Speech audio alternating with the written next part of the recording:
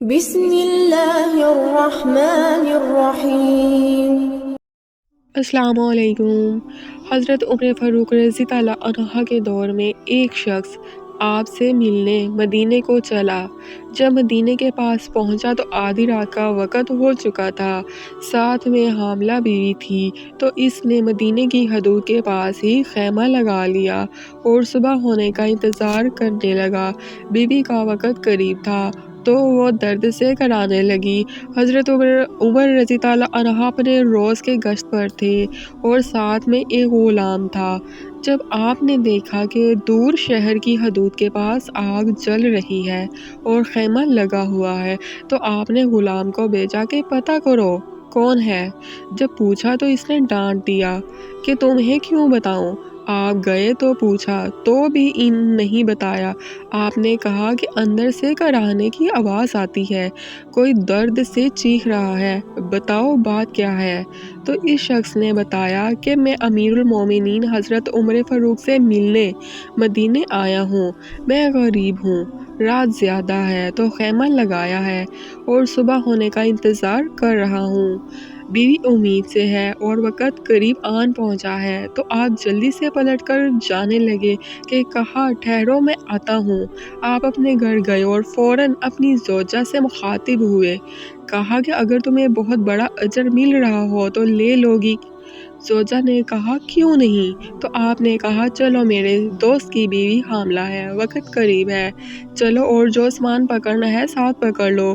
آپ کی بیوی نے گھی اور دانے پکڑ لیے اور آپ کو لکڑیاں پکڑنے کا کہا۔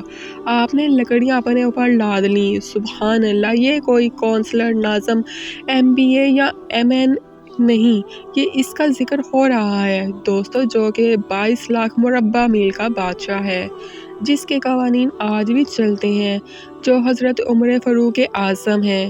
جب وہ لوگ وہاں پہنچے تو فوراً کام میں لگ گئے۔ وہ شخص ایسے حکم چلاتا جیسے آپ شہر کے کوئی چوکیدار یا غلام ہیں۔ کبھی پانی مانگتا تو آپ دوڑے دوڑے پانی دیتے، کبھی پریشانی میں پوچھتا کیا تیری بیوی کو یہ کام آتا ہے تو آپ جواب دیتے، جبکہ اس کو کیا پتا کہ امیر المومنین حضرت عمر فاروق خود ہیں۔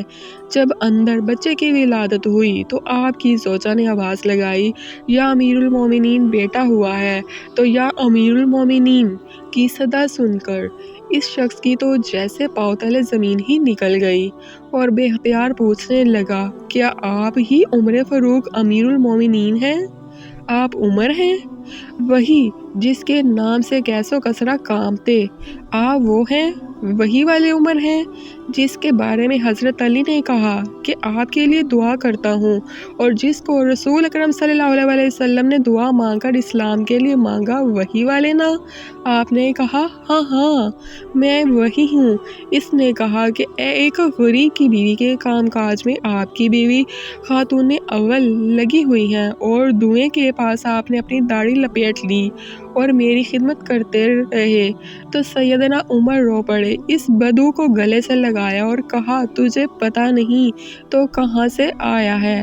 یہ مدینہ ہے، میرے آقا کا مدینہ، یہاں امیروں کے نہیں غریبوں کے استقبال ہوتے ہیں، غریبوں کو عزتیں ملتی ہیں، مزدور اور یتیم بھی سر اٹھا کر چلتے ہیں۔ سبحان اللہ۔ حضرت عمر فاروق رضی اللہ عنہ کے اخلاق و عادات۔